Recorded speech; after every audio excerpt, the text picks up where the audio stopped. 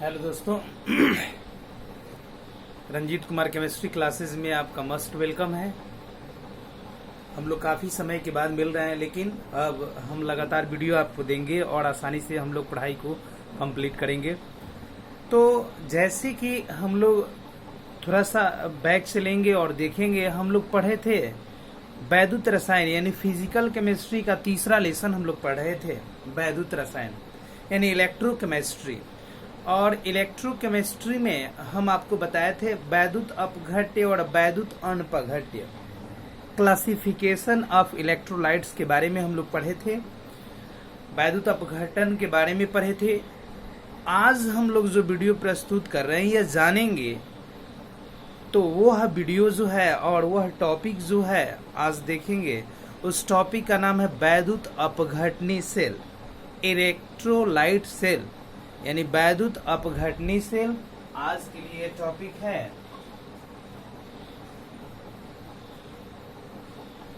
वैद्युत अपघटनी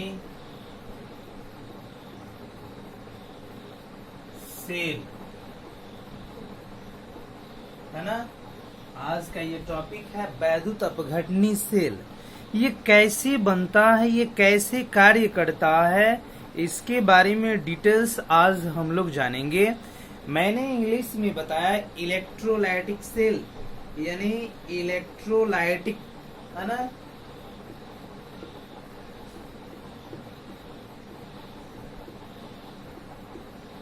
electrolytic cell, ये हुआ आपका वैद्युत अपघटनी सेल के बारे में, इलेक्ट्रोलाइटिक सेल के बारे में। तो देखिए, हम सबसे पहले इसमें एक चित्र बनाएंगे और चित्र के माध्यम से इलेक्ट्रोलाइट सेल यानी वैद्युत अपघटनी सेल के बारे में जानेंगे। लेकिन थोड़ी सी चर्चा हम करते हैं, वैद्युत अपघटनी सेल क्या है और कैसे कार्य करता है।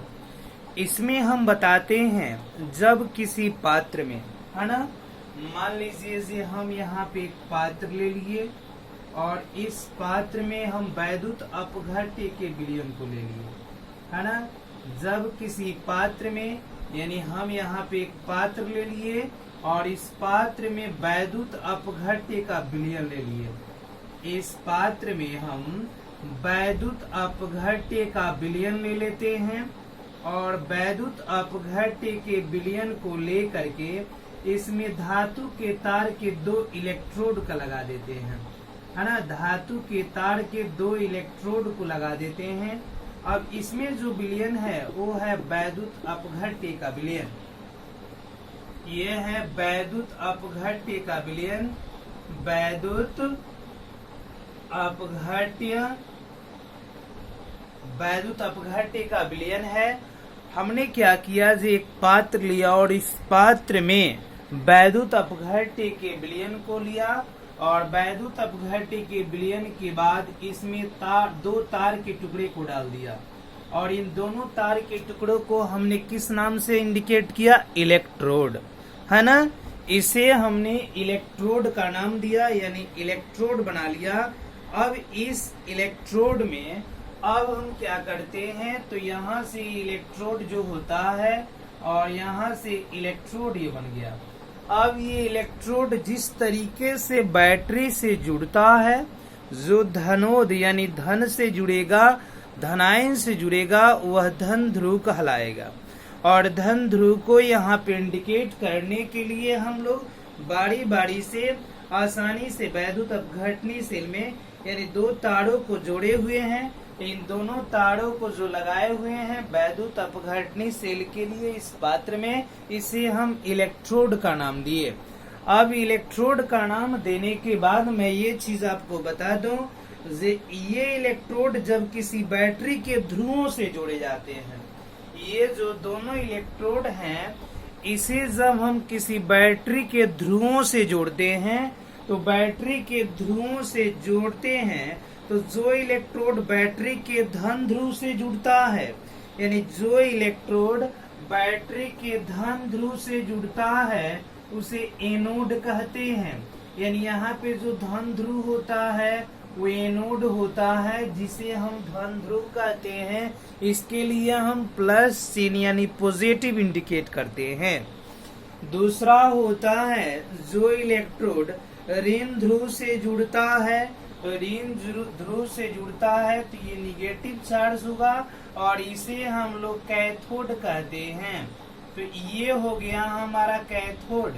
तो अब यहाँ पे जब कैथोड रेडी होता है, अब देखिए इसमें अब एक चीज याद रखिएगा, जे वैद्युत अपघटनी सेल के लिए यहाँ पे कैथोड जो होता है, यहाँ पे क्लियर कर लीजिएगा, कैथोड जो होता है वो कॉपर धातु का, और एनोड यहाँ पे देखिए एनोड जो होता है वो जिंक धातु का बना होता है। कैथोड जो होता है कॉपर तथा एनोड जो होता है जिंक का बना होता है, और इसे हम लोग बोलते हैं वैद्युत अपघटनी सेल। वैद्युत अपघटनी सेल। तो यहाँ पे हुआ वैद्युत अपघटनी सेल। अब देखिए यहाँ पे, अब हमने यहाँ पे इलेक्ट्रोड को बनाने के बाद वैद्युत अपघटनी सेल को इंडिकेट किया। अब इसे आसानी से समझेंगे कि वैद्युत अपघटनी सेल किसे कहेंगे, क्योंकि जब आप डेफिनेशन जानेंगे तभी अच्छी तरीके से किसी को समझा सकेंगे। साथ ही मैं बनाने की विधि भी बताऊंगा और किस तरीके से ये कार्य करता है, कैसे आप एनोड को और कैसे कैथोड को पहचानेंगे, ये भी हम इंडिकेट कर देते हैं। तो आते हैं इसके डेफिनेशन की तरफ। तो मैं बता दूं, जब किसी पात्र में वैद्युत अपघट्य, जब किसी पात्र में वैद्युत अपघट्य के विलयन को लेकर, है ना, जब किसी पात्र में वैद्युत अपघट्य के विलयन को लेकर वैद्युत अपघटन की क्रिया कराई जाती है, उसे वैद्युत अपघटनी सेल कहते हैं। देखिए यहाँ पे मैं लिख भी दे रहा हूँ, जैसे यहाँ पे मैं परिभाषा बता दे रहा हूँ। जब किसी पात्र में, जब किसी पात्र में वैद्युत अपघट्य, वैद्युत अपघट्य, वैद्युत अपघट्य का विलयन लेकर, का विलयन, है ना, जब किसी पात्र में वैद्युत अपघट्य का विलयन, है ना, वैद्युत अपघट्य के जलीय विलयन को लेकर, है ना, जलीय लगा लीजिए अच्छा रहेगा, जलीय विलयन को लेकर, जलीय विलयन को लेकर, जलीय विलयन को लेकर, है ना, जलीय विलयन को लेकर वैद्युत अपघटन, है ना, वैद्युत अपघटन की क्रिया कराई जाती है।